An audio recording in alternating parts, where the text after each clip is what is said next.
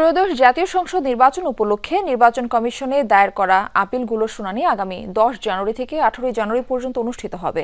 শুক্রবার নির্বাচন কমিশন সচিবালয়ে সিনিয়র সহকারী সচিব মোহাম্মদ আরিফুর রহমান স্বাক্ষরিত এক নির্দেশনায় সংশ্লিষ্ট সব আপিলকারীকে এই সিদ্ধান্ত জানানো হয়।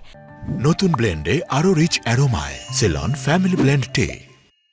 এতে বলা হয়েছে, শুনানি চলাকালে কক্ষে প্রবেশের ক্ষেত্রে সীমা নির্ধারণ করেছে নির্বাচন কমিশন। প্রতিটি আপিলের ক্ষেত্রে আপিলকারী সহ সর্বোচ্চ 3 জনের বেশি কেউ শুনানি কক্ষে প্রবেশ করতে পারবেন না।